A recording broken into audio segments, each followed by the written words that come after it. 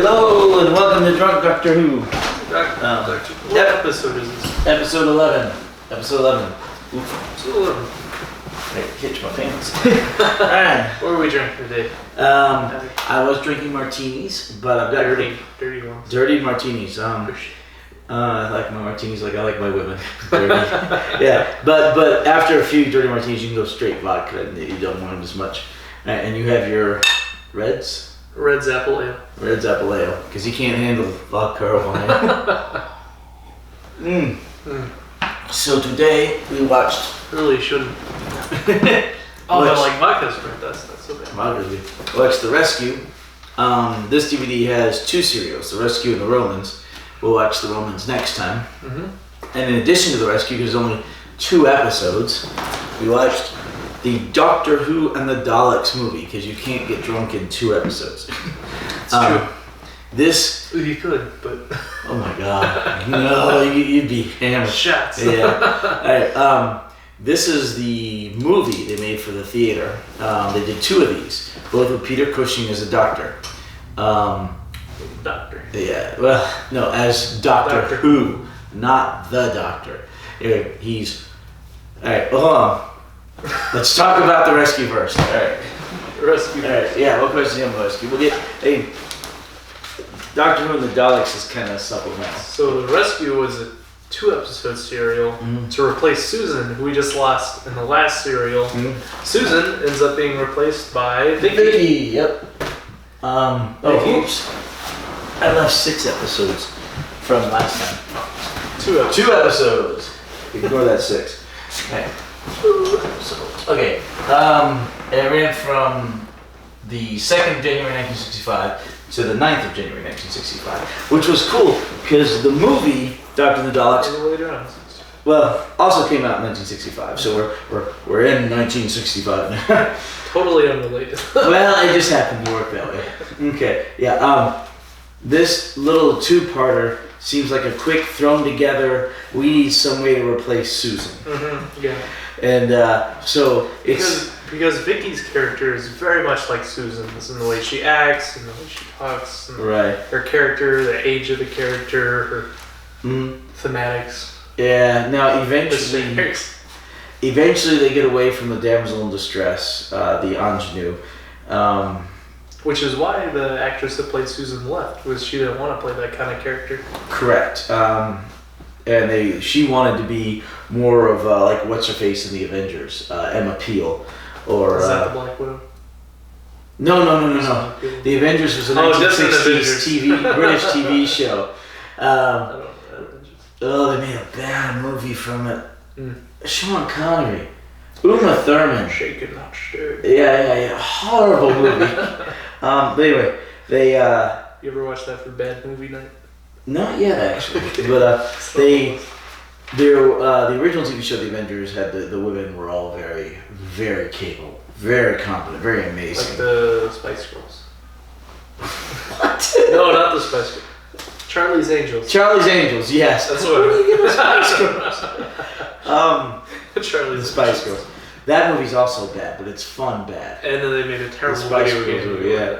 But anyway, so she wanted to be more like, Emma Peel in the Avengers and more like all that, but she wasn't allowed to be. She kind of got stuck into this this helpless girl in distress role. She didn't like it, so she left the show. Kind of like we were watching the Marx Brothers, and they had the youngest Marx brother playing the straight man, and he didn't like that. Zeppo. Zeppo, so he had to leave. It's kind of like what Susan did. Kind of, yeah. She didn't like the role she was stuck in, so she left.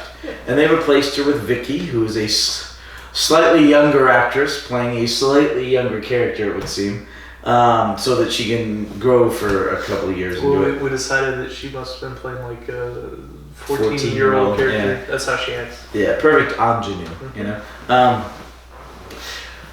What happens is they go down to a planet, there's a guy in a spaceship. Dido. Planet Dido, right. Oh my gosh. No, there's a character, there's a sidekick, a companion later on called, what? No. What? Dido the planet sounds like a dirty word. Okay.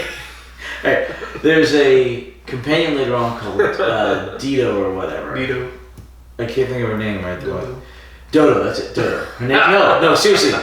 It's like Dorothy Doolittle. So she goes by Dodo. Something like that.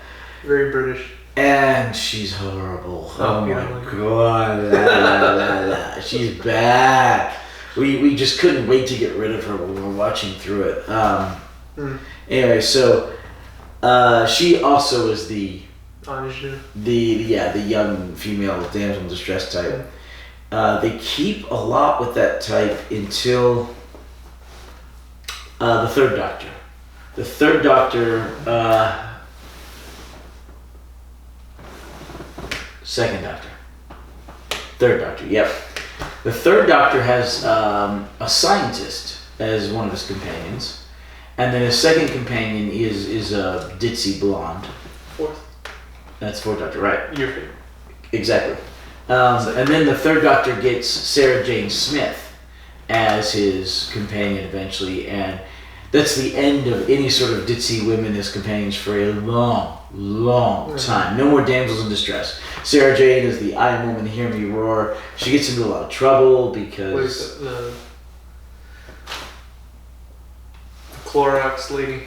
Oh, yeah. But she's the whole I am woman, hear me roar. And you know, it was good to modernize the characters anyway. But she is really good through the Third and Fourth Doctor. And then eventually they get a female companion who is very, very, very masculine in many ways. Her name is Ace, and she's got a baseball bat and she beats up Daleks with it. And she's just amazing, just absolutely fantastic. And she is with the Seventh Doctor. That's the Fifth. That's the Eighth. That's the 10th. That's the 9th. No, that's the 11th. That's the... There you go. Okay. Seventh Doctor, right, the clown. McGann was a clown. Wait, McCoy. McCoy was the clown. McGann was the 8th Doctor. Yeah, that's McCoy. And then he's the 7th. And then the guy right below him is McGann. He's the 8th. He's the clown? Huh? No. McCoy is the clown. Literally, he was a children's... He looks like a gentleman. Yeah. He looks like Alan Rickman. He does, actually. He does. He's a bit of a throwback to the Third Doctor, to Pertwee. Yep. But anyway, so Ace spends most of the Seventh Doctor. You've got Ace with him, and she just kicks butt and takes names. She's a street smart kid, not like super book smart, knowledgeable or super intelligent, but she's got wisdom. She has street smarts, and she's not afraid to get into combat at all. Like I said, she beats up Daleks with a baseball bat. That's awesome. Yeah, it's awesome. Also, during his time, the Daleks learned to fly. What? Yeah, the Fourth Doctor defeats the Daleks several times because they can't go upstairs. It's great.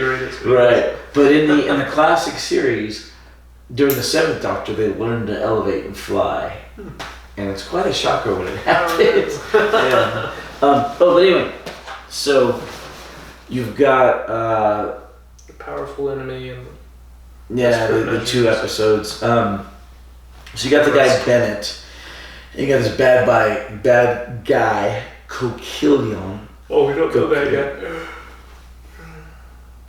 Wait, we know there's a bad guy? Well, we don't know that Bennett's the bad. We have Coquillion. I didn't say Bennett was the bad guy. Anyway, turns out Bennett is Coquillion. He's the bad guy. So Barbara, the Doctor, and Ian arrive on this planet, Dido, and then they find this. The Doctor, he's really sleepy. Why is that? He sleeps through the arrival. Is that like a hint that he's getting older or something? I think they're starting to show his age. Yeah, he's just sleeping all the time. The actor's about 60, I think 59 or 60, and he looks older because, he lived through the Second World War. Is that their way of hinting at like they need to replace him or he needs to regenerate? I think it was... Why'd they put that in there, the fact that he's just sleepy and old? I think they partly put that in there maybe to hint at that later on.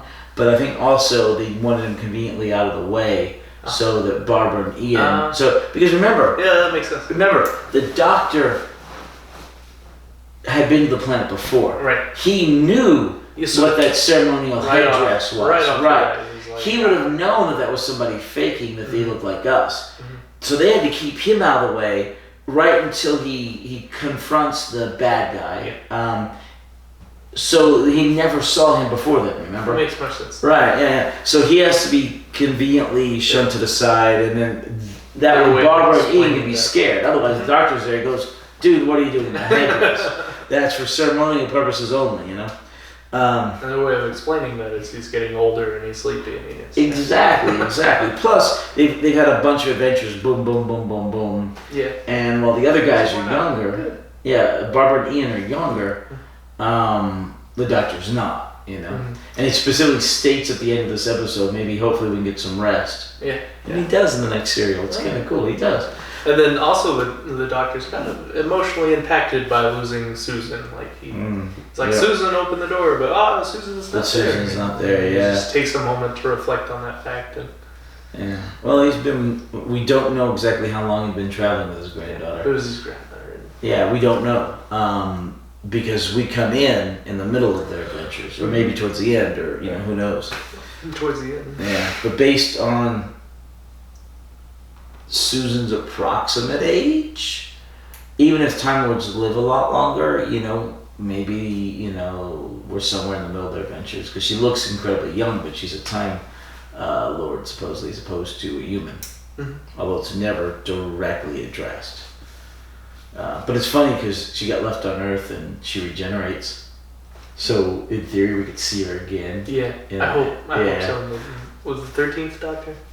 We're on the 13th Doctor now. Whittaker, yeah. The lady Doctor.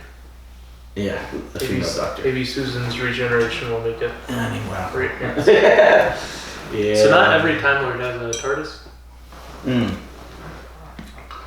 TARDISes, okay, you find out later, TARDISes are commonly used by Time Lords to a certain extent as they go on their travels, but most of them just stay on Gallifrey, they don't travel around. So the Doctor is especially He is unique in the fact that he is allowed to gallivant around the universe. In return, he occasionally does the Time Lord's favors. They're like, look, we put up with this crap you do because occasionally we need to come to you to get you to do our dirty work, And they literally do that several times. In fact, Genesis of the Daleks, one of the greatest serials of all time, starting the 4th Doctor, they do that at the very beginning. They interrupt the transmat and they throw him somewhere and say, all right, you got to deal with this. And they go to what planet? Dido? No, not Dido. No. Planet? They go to the Daleks planet. Skaro. They go to Skaro to try and stop the Daleks before they're allowed to become the Daleks, because the Kalids become the Daleks. Cool. But we'll get to that eventually. Anyway, not much to the two-parter. The Doctor finally discovers Bennett is not who he claims to be. They killed Sandy, the poor little alien creature. Komodo dragon, I guess it looked like. Who was that herbivore? Apparently, Barbara shot him with the flare gun. Oh, that was funny. That was so sad. It's true, but I guess they needed a way to create conflict. It sure did. Yeah. Poor Vicky was heartbroken over poor Sandy. Yeah. Big old kimono dragon thingy, and was coming towards Vicky. He was collecting water. Barbara did not know that it was an herbivore. He looked very vicious. Yeah, it looked His name was Sandy. Fish sand, I don't know. Anyway, so Barbara shot it with a flare gun, it died. Yeah. Vicky was upset, because that was her pet. She got over it reasonably quickly. She should. Because the Doctor and Vicky clicked really quickly. As he's very fatherly. He's avuncular. It basically means uncle-like, or of an uncle. Yeah. So they really clicked. He's like, they're there. Right. So she fits right into Susan's spot. Yep. No problem. They shoehorn her right in. And she's now an orphan, and her mother died, and her father was because murdered. of what's his face? Well, the father was murdered by Bennett. Bennett. Mm-hmm. Bennett basically committed genocide to try to save his own home. Yeah, by trying to kill all the Didoians. So they're on the ship. They're going to this other planet so Vicky can meet up with her. No, Vicky and her father. Yeah, they're going to this planet. The ship. Bennett kills someone on the ship. He can't even wait till they get there. He just murders someone. He's arrested. Vicky doesn't know that because she has the flu or a fever or something. Yeah. Bennett's arrested on the ship. The ship crash lands on Dido. Then the Didos have this banquet to welcome them.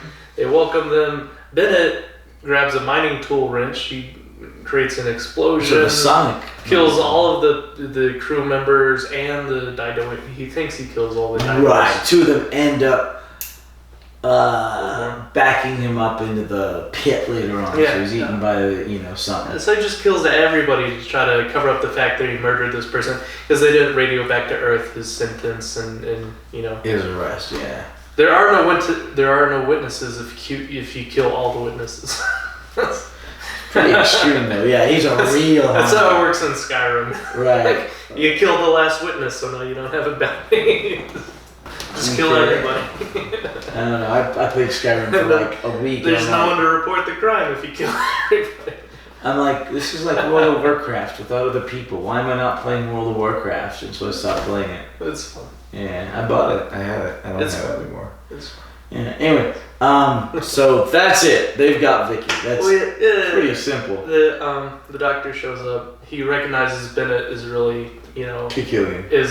Kikilian is really Bennett dressed up in the ceremonial Dido robes, and then the doctor he throws hands. He pulls out a sword. That was awesome. Do a tussle. It was really cool. Yes. Yeah, see, the doctor for the first time, even in his old age, he really be violent and try to save his. He takes on Bennett.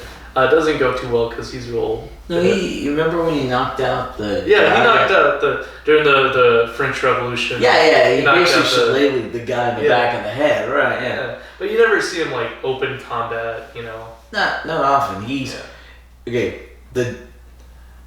The doctor does not have a problem with violence when necessary most of the time. The fifth doctor was a big time pacifist. He's the one with the broccoli on his shirt. Why is it that his personality changes with each generation? Well, your personality is partly due to your physiological nature, your makeup. So personalities vary, and part of it... His brain's always different when he originally... Well, yeah. I mean, we have different brains. Brains are going to be very similar, but part of it's different. Like men and women's brains are different, and that's why they think differently. That's why they're better at English, and we're better at spatial relations and math. That's why they're better at multitasking. They're much better at multitasking. The 13th Doctor's going to be better English multitasking. We'll see. I have no idea. I don't know if they're going to try and keep Whittaker close to the previous Doctors or any of the previous Doctors in some ways to make the transition easier, or I don't know if they're going to do a sharp break. I don't know. I think it's airing May of the first episode or two may have actually aired. I don't know, but I don't have BBC or BBC America, so I have to wait till it shows up, till I buy the Blu-rays or it shows up on Amazon Prime. Yeah, but I'll buy the Blu-ray and I'll put it in here with all the rest. The cool part is they're coming out with, I'm not that drunk. I'm doing keto and. Chub vodka, yeah. Okay, hold on. I'm doing keto, and apparently, at least so far for me, once the ketosis kicked in, and I had the little keto flu thing, my body's able to process alcohol better, and I don't get as drunk as easily, and I recover much faster, which is really freaky. So what we're trying to say is over the next few episodes, you're going to see Hatter slim down and become very sexy. Oh, that would be nice. Very sexy. For a 50-year-old. Svelte might be the best I can do. I did lose 5 pounds. I'm now from 207 to 202. So thank you. He's smaller than I am. Huh? Well, you're taller than I am, and you're broader of shoulder. I'm a big old boy. Well, I got you. But no. You're taller. What are you? 6'? 6'1". Yeah, I'm 5'9". And I'm slim of shoulder. You're about average of shoulder. Yeah, maybe slightly wide. Right. Well, that's part of it too. But no, seriously, you're more built. Let's see. But anyway, so I am not as drunk as I have been in some of the previous episodes. I think he's more intoxicated than I am. Maybe. A little bit. That's fine. I'm fairly intoxicated. As long as one of us can lead the conversation. Anyway, so that's pretty much it for the rescue. It's just a little beep, which is why they put it in with the Romans, so you didn't feel ripped off by buying a DVD and only getting 2 episodes. Yeah. Next time will be the Romans, and I think it's 4 episodes. 4 episodes. Okay. Now, Doctor Who and the Daleks. This is not canon. Not canon. There are 3 things that are not canon. Dalek invasion of Earth 2150 Same AD, actor. right, which is also Peter Cushing. And the animated, let's say it, Scream of the Shakla. Okay, Shakla. Those 3 things are not canon. Pretty much everything else is. Well, the dog. Everything else, there are comedy specials done, like comic relief stuff that they've been doing for a long time with Doctor Who, and those aren't canon. Those are just joke bits. But it's like holiday specials, kind of. No, the holiday specials are all canon. Oh. This is in England. There's a thing called comedy relief where they put on all these skits and comic stuff, and they want you to donate money to children's charities. The red nose thing and all that. Okay. Yeah, and they've done a lot of Doctor Who skits for those, which are really funny. It's kind of like a Saturday Night Live. Kind of, yeah. Saturday Night Live or what was it? Laugh-In. Yeah, I figured. All right. 1960s TV show. Yeah. All right. Anyway, so but had Peter Cushing, and he is Doctor Who. That's his name. He's human. He's not a Time Lord, and it's essentially the exact same script as the Daleks. Yeah, let's talk about that. They took the serial, the Daleks. Mm-hmm. And the second serial. They took the script from that, and then they turned it into a standalone screenplay. They said. Right. They adapted it to a screenplay. Which meant movie. they had none of this sort of lead up or background to it. How the Doctor, but it has Susan. He meets Barbara and Ian. Yes, so right. their way of leading into that and explaining that is they changed all of the characters' relations to one another. Well, except the Doctor and Susan. Right, because the Doctor, Susan is still the Doctor's granddaughter, but Mm-hmm. Barbara is also the Doctor's granddaughter. Right. The Doctor, whose last name is Who, so Doctor Right. Who's a regular human scientist type of guy, and then Ian ends up being this guy that's dating Barbara. Right, and he's a bit of a buffoon. He's definitely the butt of the jokes. He's a comedic relief, almost slapstick. He's always bumping and running into things. Yeah. And that was very common for 60s comedy. Mm-hmm. They had a lot more comedy in this movie because they had, catchphrases and the soft centers. You're too sober too. I don't know, what's the percentage of alcohol in that? Like 3? Yeah, probably around there. 5%. Alcohol that. So. Such a lightweight. Anyway, I've had a lot of these. How many have you had?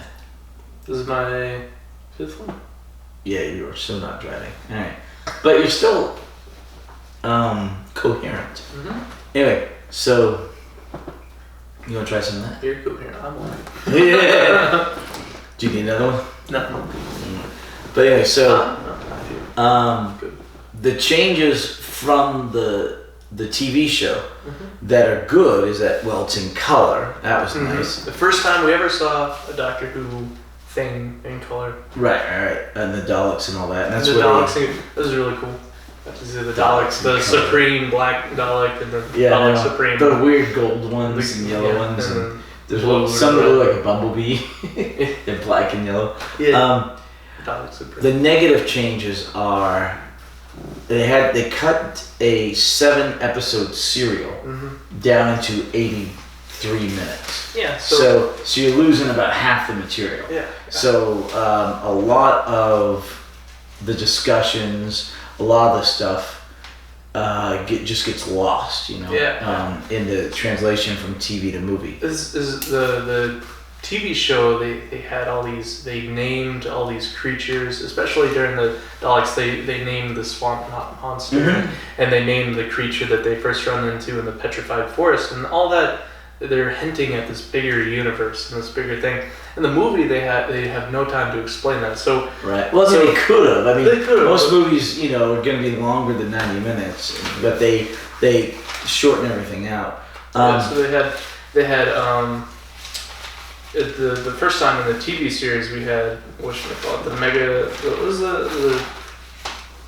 magneton, the metal monster, the metal creature that runs out, that feeds off the electricity. They got petrified, and in the movie, instead of naming it and talking about it like they did in the TV show, they just gets a big old buffoon Ian runs into it, and we'll never know what that was. That's another thing. I highly prefer Ian Chesterton. From the TV show.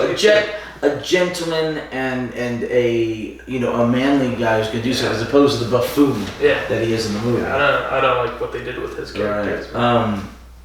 And then Susan was much younger. She was that's a very little girl. Right. It's the way Susan should have been if they wanted to make her a little girl, is to make her an actual physical little girl. And so they had these older actresses playing these younger roles. Right, and they still do even with Vicky. But Vicky's like 14, but she's actually she's probably 18 or 20. But you see the difference directly. It's like Buffy the Vampire Slayer. Yeah. Did you ever see that? Mm-hmm. Okay. In that TV show, you have Sarah Michelle Gellar. She was in Southland Tales we watched last night for Bad Movie Night. Oh. Yeah. And she's playing a kid who's supposed to be 18. Mm-hmm. But then they put that girl from American Pie next to her. Mm-hmm. And the one, the flautist, for she plays in the band, one time at band camp, yada yada yada, did this. That girl. So she shows up and she actually is like 18 or 19, and the difference between this 29-year-old and that actual 18-year-old immediately becomes apparent. It's like, whoa, okay, she's almost middle-aged and she's a kid, she's young. And it's the same thing here. It's like, we saw what Susan was supposed to be, as opposed to what she was, It's like they had the same thing, the same problem with like the Tobey Maguire Spider-Man, and they had Tobey Maguire, late 30s, playing this, high school senior or college freshman, and they're in the laboratory, they're touring the lab, and he gets bit by the spider, and his teacher comes up, and he's like the same age as the actor that's playing Spider-Man, Tobey Maguire, and he's like, no talking, I'll flunk you for the class. And it's like, is that he looks like a classmate, is that supposed to be his teacher? It's just one of those things. There's a bunch of reasons why Hollywood doesn't use actual kids. It's because there are very restrictive laws on how much time they can be working as opposed to in school or whatever, and you have to have tutors on the set for them and all that. And that's why the two girls that were in Full House, the twins, Mary-Kate and Ashley. Yeah, Mary-Kate and Ashley.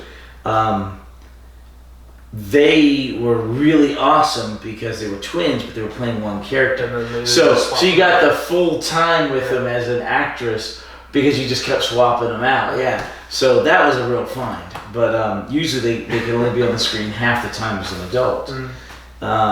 So they would use people who were 18 but looked younger. But it never works as well. I mean, it can work okay because you suspend disbelief until you see somebody around that age and you go, well, yeah, that's an actual 8-year-old. And then they try to get 12-year-old. Actors that are actually that age. You see that in like animated stuff where they have the voice actors playing children, and you sort of like Adventure Time. The voice actors get older and their voice matures, and they can't really play that role as the child anymore because you can hear their voice. The voice actor is going through puberty, and they're trying to voice this child. And What the heck's Adventure Time? This is a cartoon show from I think Cartoon Network, and then the Disney Channel. They have these child actors like on iCarly, the girl that played iCarly. There's a scene I heard. Well, the guest star in iCarly, he went on to play this sci-fi alien invasion show. And then I was watching this interview, and he was talking about how he was on iCarly, and he's, an adult. He's like 18, 19, and he's a guest star on iCarly. And the actress that played iCarly in this Disney TV show, she's like, 16. And they had these two different aged actors playing this romantic interest on the show. And they had this kiss scene, which was like, technically illegal, but they had to have like all these consent forms, and the actress's mother was there, and they had to consent just to film this, romance scene where this like 18, 19-year-old actor kisses the 16-year-old girl. It's really weird. Yeah, it does sound weird. Okay. To be fair, remember there's a lot of, in California, they do a lot of like porn and stuff, and they've got a lot of laws to make sure that kids are not utilized problematically. So I'm sure there's a lot of laws and stuff against having, people like that. People kissing or doing anything sexual with somebody who's underage if they're already of age. Right. So that can kind of make sense. Yeah. But this was the Disney Channel, and it was like these two different things. I don't like Disney. Ruined Star Wars. Yeah. I didn't think anything would be worse than the prequels. And then I saw episode 7, and it was just horrible. It was bad. But anyway, this is Doctor Who, Drunk Doctor Who, and we're not super drunk, and this is not exactly Doctor Who, but we're buzzed. I'm intoxicated. He's drunk, not super drunk or wasted. He's drunk. I'm buzzed because of ketosis and stuff. You gotta get. You just need to try harder. Try harder. So okay. Even if I drink it now, it'll take a little while to hit me. Remember that. Not if you drink a whole lot real fast. Okay, this They'll is hit vodka. you now and later. This is vodka. You want to try it? Anyway, kids, do not try this at home. All right. Kids do it. Kids will watch. I don't think anybody watches. We got 12 guys who watch this. Anyway, someday I'll be dead, and they'll go back and they'll watch these videos and go, "Oh, look what he did!" It's like nobody watched it while I was alive, but yeah. It's like the artists that their paintings aren't worth anything until they die. Yeah. I need that piece. All right. So assuming YouTube is still there in 20 or 30 years. But anyway, so it runs the exact same plot to the T as the actual the Daleks serial, which is our second episode back there. And you just watch that, and that's the exact same plot, except it's in color, and it has better sets, better budget. Oh, yeah. Big, fantastic sets, budget, moving scenery, and things it's nice. It's interesting to see what they could do, if talking about a real budget, which they finally get here in the 21st century. So they never went back and used those set pieces back in the TV show and maybe revisiting. That was all just for the movie? Pretty much, yeah.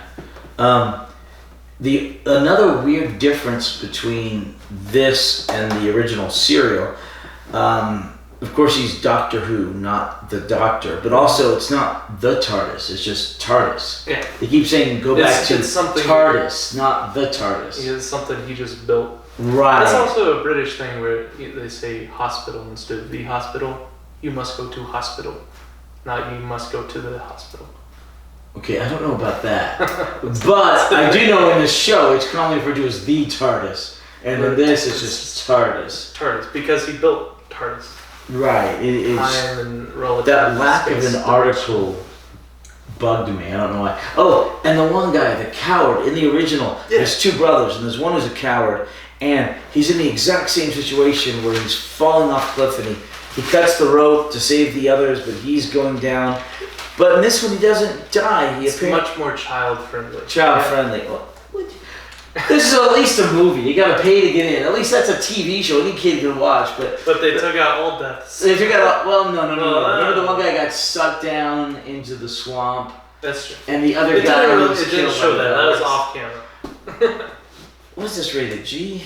That's probably rated G. But the guy, he misses the jump. They're tethered together with the rope. It's not rated. They didn't even bother rating it. But so he cuts himself away like in the original. But then the very next scene, you see him with the rest of the guys. So he cuts himself off. He catches himself on the rocks. He's like, pull me climbs up. And then they skip. And then later he's with the rest of the group. Yeah, that was weird. But remember, not canon. We only watched it to be completists and because this was so short. So talk to us again why they made it. It's not canon. They just wanted to revisit it for capitalize on it. Right, because the Daleks were stupidly popular. It's what made Doctor Who big. And someday we'll watch. Yeah. And someday we'll watch Adventures in Space and Time, which is that. Is it the third or second? Second. No, it's not a movie. The animated thing. No. It's the TV biopic of the first Doctor's time with the show. It's like a documentary. Kind of, a biopic. It's kind of dramatized, but it's really good, and you'll see some of the behind the scenes stuff on it. But they did it because the Daleks were so stupidly popular. They wanted to capitalize on it, and so it was apparently in the '60s. It was very common to take a TV script, especially if it was in black and white, just transform it slightly into a screenplay and do it in color and put it in the theater. Did they do that to bring the next generation into the show? The next generation? Yeah. I don't know. This was in '65. The show started in '63. Well, are they just trying to broaden their audience? Is that they were just trying to make a quick buck, like most people. Yeah. But anyway, that's where one of the reasons Terry Nation got reasonably wealthy on Doctor Who was because he was able to license out the Daleks for these things because he wrote the original The Daleks. He was able to utilize it, and they made a screenplay out of it. And we'll see that again later on when we watch. What was that episode? Adventures in Time. No, the cutaway episode for the single episode, the only single episode in classic Doctor Who until the first revival. Mission to the Unknown. When we watch Mission to the Unknown, we will watch Daleks Invasion of Earth 2150 AD, which will be the second non-canon movie. But is that another callback to the Daleks on the Earth? Did they do the same thing where they took the script from the show and from Daleks Invasion of Earth, directly make Dalek Invasion 2150 AD, and that's still using which is what we saw last week. Yeah. Right. Yeah. And they go back and they use the non-canon Doctor Who to. Yeah. Is it the same actor and stuff? Yeah. And Peter Christian movies. And then Barbara and Susan's the granddaughter of the. Right, but Ian is played by the guy who later plays Wilfred in the 21st century. It's all very confusing. Right. But I say last week, but it was actually 2 weeks ago because last week I didn't feel like drinking at all, so we watched a couple movies. We had movie night. And great. I showed you Hitchhiker's Guide to the Galaxy. Yes. And Duck Soup. Yes. Yeah, those are both awesome. Yeah.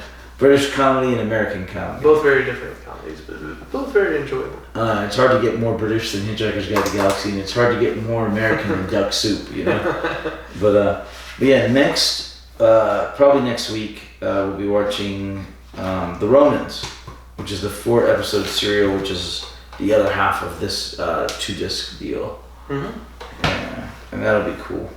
So speaking of how they changed things, the Cowardly Brother he doesn't actually die. Right. There's also a scene where the cave collapsed, where the one coward brother is trying to run away, and he's like, "We can't defeat the Daleks. We'll all die." And in the TV series, they had the other, courageous brother. He tries to protect the pretends brother. that he saved him. He's like, he threw me out of the way. He wasn't trying to run away. He lies to protect the. And in this one, he's just like. Yeah, he's like, there's no turning back now. Yep. They didn't have time for all that subplot. They just got cut out. Yeah, like everything else. Is somebody's like, yep, okay, we're done, we're good, we're moving on. But oh man. Yeah. Anyway, any other questions? No. Just very enjoyable. Lots of good throwbacks. It's interesting to see how they changed this and that to try to adapt it to a screenplay.